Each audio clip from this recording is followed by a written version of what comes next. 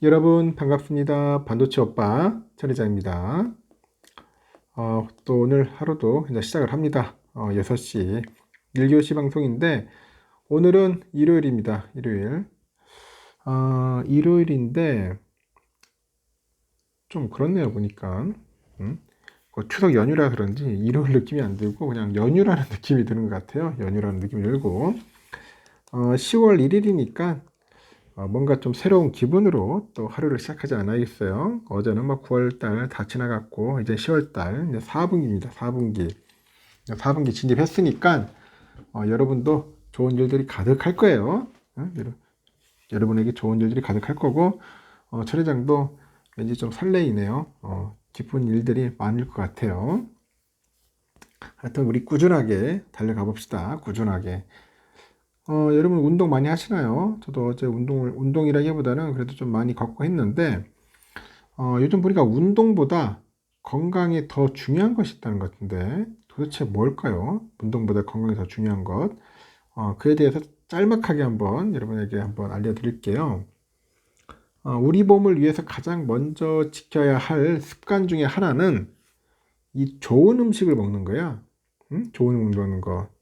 그리고 꾸준히 운동하는 것. 이렇게 생각하겠죠? 좋은 음식을 먹는 것, 꾸준히 운동하는 것, 그렇게 생각할 텐데, 이게 아니고, 어? 일단, 밤에, 밤에 잠을 잘 자야 하는 거야. 밤에 잠을 잘 자야 한다. 갑자기 또 생뚱맞죠? 밤에 잠을 잘 자는 게 가장 중요하다. 그런 이야기를 하더라고요.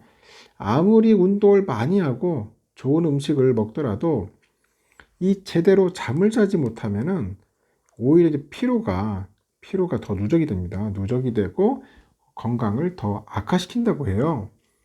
그 제대로 된 잠을 자고 이 상쾌한 하루를 맞이하기 위해서는 다음에 제시하는 6가지 원칙을 한번 여러분들 잘 기억해 두세요. 제가 6가지 원칙을 한번 이야기를 할 테니까. 첫 번째, 이 잠에 대한 그 집착을 버려야 돼. 잠에 대한 집착을 버려라. 사람마다 필요로 하는 수면 시간은 제각각 다릅니다. 이 중요한 것은 수면의 질이에요. 수면의 질. 이 질인데 이 질이 안 좋으면은 길게 자도 피곤한 거예요. 피곤하고 질이 좋으면은 짧게 자도 개운하겠죠. 밤 11시에서 새벽 3시는 수면의 골드 타임입니다. 골드 타임. 이 골드 타임이기 때문에 그때는 반드시 잠들어 있는 것이 좋다. 그런 이야기를 합니다. 그래서 여러분 11시 이전에는 꼭 주무셔야 돼요. 주무시는 게 좋을 것 같고 두 번째는 잠을 안 자면서 누워있는 시간을 없애라는 거예요.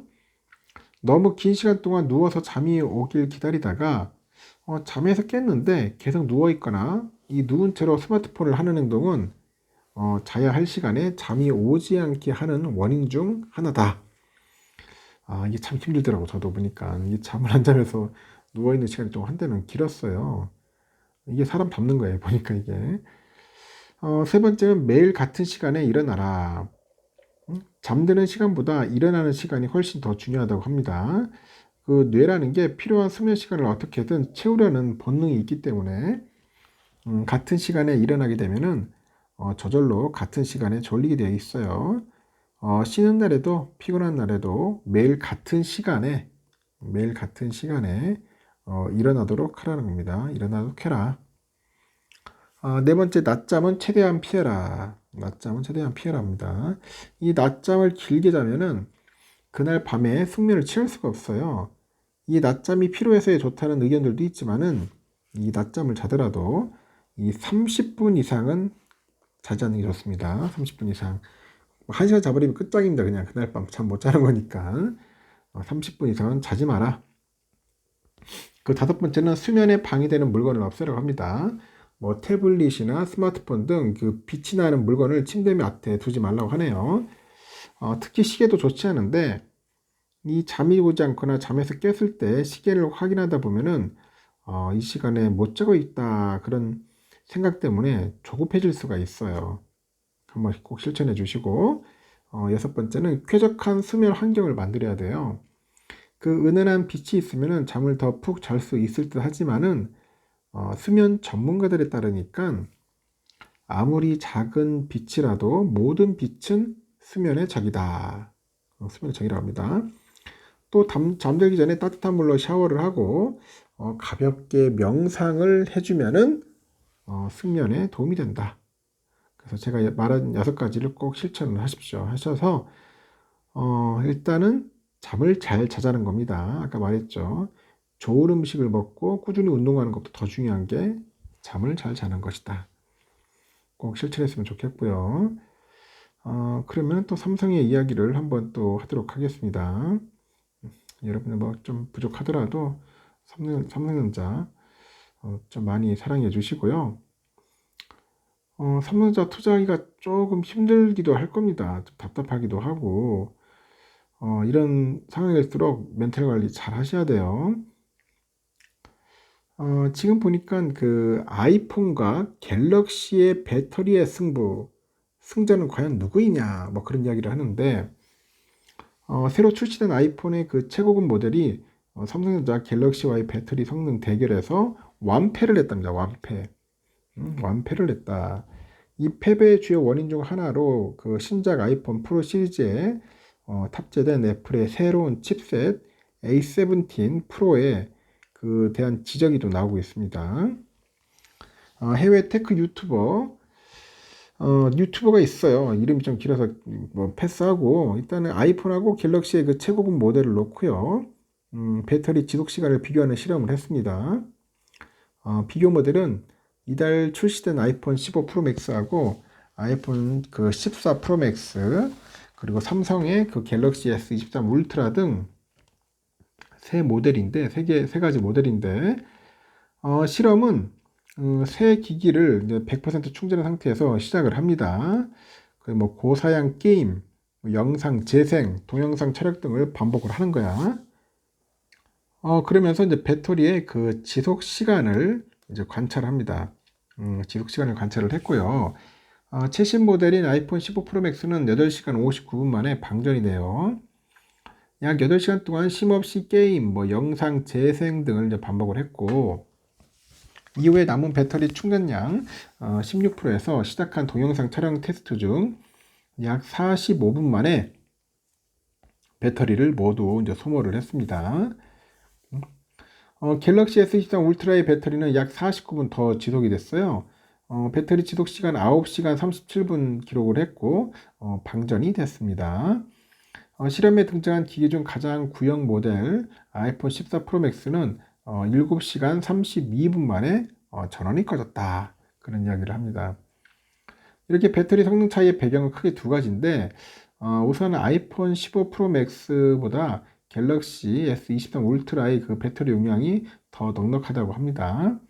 하지만 두 모델 간 배터리 용량 차이는 148mAh 차이로 근소한 수준이고 또 다른 주요 원인은 신작 아이폰 프로 시리즈에 탑재된 것으로 알려진 그 새로운 칩셋 A17 프로라는 지적도 있어요. 지금 보니까 출시 이후부터 전력 소모량하고 발열 등에 대한 업계의 지적이 현재 계속 이어지고 있습니다. 최근에 애플 전문 해외 매체죠. 9to5Mac은 최신 3나노 칩 이거를 탑재한 아이폰 15 프로 시리즈의 배터리 성능이 기대에 미치지 못한다. 그렇게 보도하기도 했어요. 실제로 9to5Mac이 보도를 통해서 인용한 아이폰 시리즈 간 배터리 비교 테스트에서 A17 프로를 탑재한 모델의 그 배터리 지속 시간이 더 짧은 것으로 현재 확인이 됐고 해외 테크 유튜버 미스터 후즈 더 보스가 아이폰 15 시리즈 4종하고 아이폰 14 시리즈 2종 그리고 아이폰 13 프로 맥스를 놓고 이제 배터리 지속 시간을 이제 비교를 하죠. 지속 시간을 비교를 했는데 가장 긴 배터리 지속 능력을 보인 거는 4나노 공정의 A16 칩이 탑재된 아이폰 15 플러스였어요. 총 13시간 19분 동안 배터리가 지속이 된 거죠. 그리고 아이폰 15 프로 맥스는 11시간 41분을 지속을 해서 2위에 자리했고 최신형 최고급 모델이 하위 모델보다 배터리 지속 시간이 약 1시간 반가량 적은 것으로 나타났습니다.